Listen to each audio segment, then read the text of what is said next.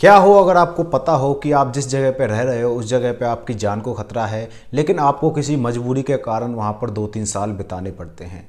ऐसा ही कुछ आज की इस कहानी में कुछ लड़कियों के साथ होता है। तो हेलो गाइस, स्वागत है आप सभी का आज की इस वाली वीडियो में। आज की वीडियो की शुरुआत होती है देहरादून के एक हॉस्टल से। हॉस्टल में 3 लड़कियां पढ़ा करती थी। 3 लड़कियों का आपको नाम बता दूं पहले। एक का नाम साक्षी होता है, दूसरी का नाम प्रीति होता है और तीसरी का नाम रेखा होता है। 3 लड़की हॉस्टल में पढ़ती थी और वो तीनों लड़की उत्तराखंड की ही थी। उत्तराखंड में वो अलग अलग जगह से थी, कोई किस गांव की है, कोई किस शहर की थे। तीनों लड़कियां आपस में फ्रेंड ऐसे बनती हैं कि साक्षी जो है पीछे आती है प्रीति और रेखा से। रेखा और प्रीति दोनों आपस में फ्रेंड्स ही पहले थे ही, और साक्षी उनके बाद जैसे वो एंटर करती है फर्स्ट ईयर में तो साक्षी उनके कमरे में शिफ्ट हो जाती है, तो उनके साथ ही घुल मिल जाती है, उनकी ही दोस्त बन जाती है। अब वो फिलहाल पक्के वाले दोस्त थे और 6 महीने कॉलेज के हॉस्टल में उनको गुजर गए थे।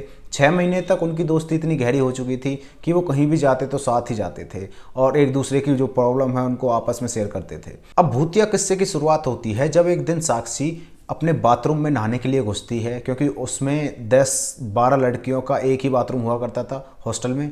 वो अपने बाथरूम में भीतर जाती है, कपड़े वपड़े चेंज करने लगती है। उसने अपने कपड़े उतारे ही थे, एकदम से बाहर गेट पे नॉक आता है। बाहर गेट पे आपको नॉक के बारे में कुछ बता दूं तो उस कॉलेज में एक रूल था कि अगर तुम्हारे गेट पे 3 बार नॉक होता है तो ही दरवाज़ा तुमको खोलना है, उससे पहले दरवाज़ा नहीं खोलना है। क्योंकि देहरादून के एक आउटर इलाके में वो कॉलेज पड़ता था। उस कॉलेज में ये वाला नियम इसलिए था क्योंकि अगर कोई 3 बार से ज़्यादा नॉक करेगा वो या तो फिर बाहर का आदमी है या फिर किसी चोर वोर वगैरह है या फिर कोई गुंडागर्दी करने आया है गर्ल्स कॉलेज में। तो इसलिए उन्होंने 3 बार नॉक करने का सिस्टम बनाया था, क्योंकि उनको क्या पता कि 3 बार ही नॉक करना है। वो या तो 2 बार नॉक करेगा या फिर 3 से ज़्यादा बार नॉक करेगा।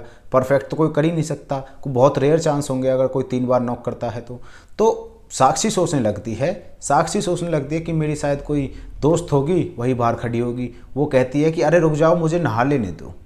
वो नहाने के लिए उसको बोलती है, लेकिन फिर से नॉक आता है। 3 बार नॉक आता है और बाहर से उसको एक आवाज़ आती है कि कोई हाँप रहा है, जैसे कोई भाग कर आया हो, जैसे कोई मुसीबत में हो और बहुत परेशानी में हो। ऐसी हाँपने की आवाज़ बाहर से आ रही थी साक्षी को। साक्षी भीतर थी अभी भी। तो हाँपने की आवाज़ सुनकर वो भागकर उस गेट की तरफ जाती है, गेट को खोलती है। गेट को जैसे खोलती है तो वहाँ पर कोई भी नहीं होता है, लेकिन उसके 2 सेकंड बाद क्या होता है, साक्षी को एकदम से धक्का लगता है। उसकी चेस्ट पर इतना ज़्यादा प्रेशर आता है कि किसी ने बहुत तेज उसको धक्का मारा है, और वो धक्के जैसे लगता है उसको तो वो दीवार से जाके लगती है। जो बाथरूम की दीवार थी उसमें जाके लगती है। वो फटाफट जैसे दीवार से लग के धरती में गिरी थी, धरती पे गिर के ऊपर खड़ी होती है। खड़ी होके अपने रूम की तरफ भागती है, और वो भी बिना कपड़ों पे, क्योंकि वो समझ चुकी थी कि ऐसे कोई धक्का कैसे मार सकता है, क्योंकि उसके सामने तो कोई भी नहीं था। उसके सामने अगर कोई नहीं था तो धक्का किसने मारा था। वो फटाफट से अपने रूम में एंटर करती है तो वहाँ पर प्रीति और रेखा बैठी हुई थी। प्रीति रेखा कहती है, अरे तुम्हारा टॉवल कहाँ है और तुम्हारे कपड़े कहाँ हैं, तुम ऐसे क्यों भाग रही हो हॉस्टल में, क्या हो गया बताओ। क्योंकि वो घबराई हुई लग रही थी, हाँप रही थी वो एकदम से। साक्षी उनके पास आकर बैठती है और हाँप हाँप कर सारी बातें बता देती है। अब रेखा और प्रीति इस बारे में चर्चा करने लगते हैं कि यार ऐसे कैसे हो सकता है, कोई धक्का कैसे मार सकता है। अब ये साक्षी झूठ भी नहीं बोल रही, क्योंकि जो बिना कपड़ों के लड़की भागकर आ रही है हॉस्टल में से, और वो झूठ कैसे बोल सकती है। तो उन पर विश्वास पूरा हो गया था साक्षी पर उनको, और साक्षी के बारे में वो चर्चा कर ही रहे थे तो एकदम से बेल बजती है, जो कि खाने की बेल थी। अब खाने के लिए उनको जाना था, बढ़िया से अपना मस्त खाना मिलता था। खाने के लिए वो अपने कमरे से बाहर निकलते हैं और गेट को लगाने लगते हैं। रेखा गेट को लगा रही थी, तभी रेखा को एकदम से खिड़की में कुछ दिखता है। खिड़की में दिखता है उसको कि कोई बाहर वाइट कलर की परछाई, कोई आदमी, कोई भी आप स्ट्रक्चर मान सकते हो उसको, वाइट कलर का भाग के गया है बहुत तेज। अब वो अपनी बात को प्रीति को बताती है। प्रीति कहती है, अरे सफ़ेद बिल्ली है ना हमारे हॉस्टल में, वही वाली बिल्ली होगी, ऐसे कौन भागेगा, मतलब इतनी तेज़ तो कोई भाग भी नहीं सकता कि तू देख भी नहीं पाई। अब रेखा इस बात को मान जाती है। रेखा उस अपने गेट को लगाकर खाने के वहाँ पर पहुँच जाती है। खाने के वहाँ पर जैसे पहुँचते हैं वो, तो वहाँ पर सफ़ेद बिल्ली पहले से ही बैठी हुई थी। सफ़ेद बिल्ली को देखकर वो एकदम से चौंक जाते हैं, और जो खाना बांट रहा था उससे पूछते हैं कि ये सफ़ेद बिल्ली कब से बैठी हुई है यहाँ पर, क्योंकि वो खाना खा रही थी, दूध वगैरह जो भी उसने धरा होगा, रखा होगा कुछ भी। तो वो खाने वाले से पूछते हैं कि भैया ये कब से बैठी है यहाँ पर।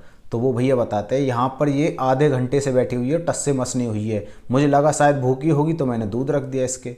अब वो इस बात को सुनकर एकदम घबरा जाती हैं, लेकिन वहाँ पर इस बात की चर्चा वो नहीं करती हैं। अब रेखा और प्रीति साक्षी को भी इस बात को बताते हैं। साक्षी कहती है चलो मैं एक बड़ी दीदी के पास लेके चलती हूँ तुम्हें, क्योंकि वो फाइनल ईयर्स में थी और वो इसके बारे में बता सकती है कि इसमें आत्मा आत्मा है या फिर कोई और है, क्योंकि अब तीनों को ये एक्सपीरियंस हो चुका है ये चीज़ कि क्या हुआ था।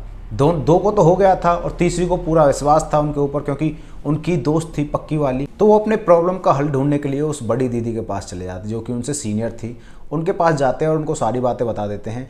वो दीदी इनको बताती है कि यहाँ पर एक आत्मा घूमती है, तुम्हें पता नहीं क्या, तुम नहीं आई हो शायद। अब साक्षी पूछती है उससे कि आत्मा कैसे भटक रही है यहाँ पर, इसको हॉस्टल में क्या कर रही है।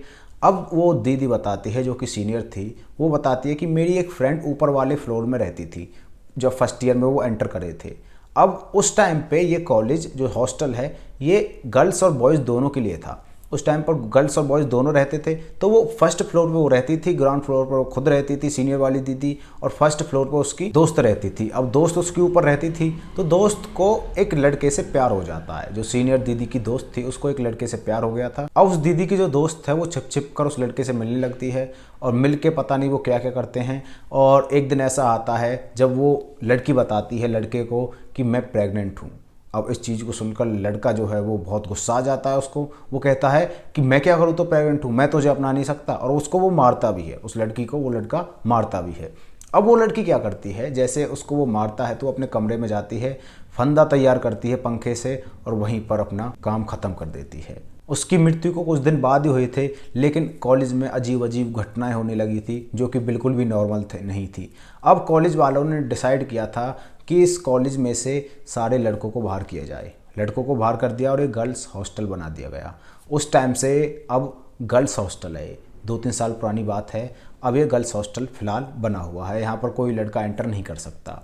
अब इस बात को सुनकर वो तीनों लड़कियां शौक हो जाती हैं, क्योंकि उनको तो ये सारी कहानी पता ही नहीं थी कि ऐसा ऐसा भी हुआ है इस कॉलेज में। वो तीनों लड़कियां अपने कमरे में जाती हैं और रेखा एक बात सोच रही थी अपने मन ही मन में कि जो वो जिस कमरे में वो लटकी थी, वो जो कमरा था उसमें अब ताला लगा हुआ है। क्योंकि पंडित जी जब आए थे, जब पंडित जी ने उस आत्मा के लिए कुछ किया था, मंत्र वंत्र जो भी हवन वन किया होगा, पंडित जी ने कहा था कि इस कमरे में कोई भी भीतर मत जाना।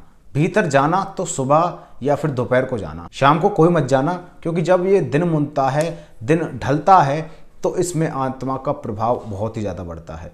तो अब फिलहाल उसका ताला लगा हुआ है। वो एक स्टोर रूम की तरह काम करता है, इसमें कबाड़ फेंक दिया करते हैं कॉलेज वाले, हॉस्टल वाले। अब रेखा के दिमाग में आती है कि उस कमरे में एंटर किया जाए किसी ना किसी तरीके से। मुझे वो देखनी है आत्मा, जिस आत्मा ने फांसी खाई थी। रेखा के दिमाग में ये बात चली गई होती है, लेकिन एकदम से उसको ऊपर वाले कमरे से आवाज़ आती है। अब वो जो कमरा था, जिस कमरे में उस लड़की ने फांसी खाई थी, वो कमरा उन तीनों लड़कियों के जस्ट ऊपर ही था। अगर उस कमरे में जैसे कोई एंटर करेगा तो ऊपर से आवाज़ आएगी पैरों की चलने की, जैसे कोई छत पे चलता है। तो ऐसी आवाज़ रेखा को आती है। रेखा सोचती है ओ शिट, इस कमरे में कोई ना कोई अंदर गया है। और वो सुबह के 6 बज रहे थे, क्योंकि रेखा उस टाइम जग चुकी थी। 6 बजे उस कमरे में कोई एंटर करता है और रेखा ऊपर जाती है भाग भाग कर। ऊपर जैसे जाती है तो वहाँ पर कुछ सामान वगैरह बनाने वाले, फर्नीचर वगैरह बनाने वाले अपने सामान को उस कमरे में एंटर कर रहे थे, भीतर अपने सामान को भीतर रख रहे थे। वो भीतर रखते हैं, लेकिन रेखा अपनी चालाकी से उस चाबी को, उस कमरे की चाबी को वहाँ से उठा लेती है। और यही रेखा की सबसे बड़ी भूल होती है, क्योंकि आगे जो उसके साथ होता है वो एकदम बहुत ही भयावह होता है। रेखा उस चाबी को चुराकर अपने कमरे में जाके लेट जाती है। रात का वक्त होता है तो ऊपर वालों जो फर्नीचर वाले थे उनको पता तो चल गया था कि चाबी यहाँ पर नहीं है।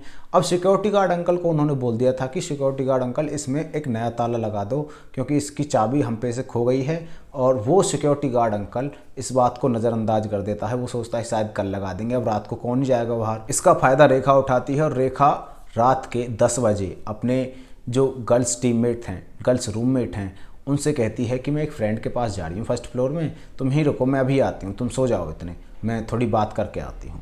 उनको चकमा दे के ऊपर जाती है और उस कमरे में रात भर वहीं पर बैठी होती है। उस कमरे को खोल के भीतर उस कमरे में बैठी होती है और सुबह के 5 बजे अपने रूम में जाती है उनके पास, जिससे उनको शक ना हो कि ये लड़की रात भर कहाँ थी। अब वो अपने रूम में जाके सो जाती है। दोपहर का वक्त होता है।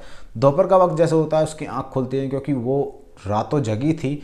तो जैसे उसकी आँख खुलती है एकदम से उसको फीवर का एहसास महसूस होने लगता है। कुछ घंटे बाद उसको पेट में दर्द चालू हो जाता है। अब वो बाथरूम में जाती है, पेट में बहुत ज़्यादा दर्द हो रहा था उसके। बाथरूम में उसके रूम के जो गर्ल होती हैं, साक्षी और प्रीति भी उसके साथ गई थी, क्योंकि बहुत ही ज़्यादा दर्द हो रहा था। वो एक तरीके से इतनी रो रही थी कि आसपास के क्लास की लड़कियों भी उसके पास पहुंच गई थी। अब वो जैसे बाथरूम में एंटर करती है तो बाथरूम में एंटर करते ही उसने अपने हाथों में पानी लिया ही था मुंह धोने के लिए, इतने में ही उसको चक्कर आके वहीं पर गिर जाती है वो, और उसको हॉस्पिटल ले जाया जाता है। हॉस्पिटल में जैसे वो जाती है तो डॉक्टर कहता है ये तो मर चुकी है, पहले ही आप इसको मरी मराई लाए हो। अब आप सोचोगे कि इस कहानी के बारे में पता कैसे चला आपको, अगर वो लड़की मरी गई है तो सीसीटीवी कैमराओं के द्वारा उस लड़की की जांच की गई कि ये कहाँ कहाँ गई थी रात को। उसमें देखा था कि एक इस कमरे में रात भर बैठी थी। अब उन हॉस्टल वालों ने एक फ़ाइन लगा दिया है कि कोई भी अगर इस क्लास के पास दिखेगा, जो कि फांसी वाली क्लास थी, जिस लड़की ने वहाँ पर फांसी खाई थी, उस क्लास के पास दिखेगा, उसमें 1 लाख का जुर्माना भरना पड़ेगा उसको। तो दोस्तों, आपको कैसी लगी स्टोरी? वीडियो अच्छी लगी तो वीडियो को लाइक एंड चैनल को सब्सक्राइब जरूर कर देना। मिलते किसी नेक्स्ट वीडियो में, तब तक के लिए बाय बाय।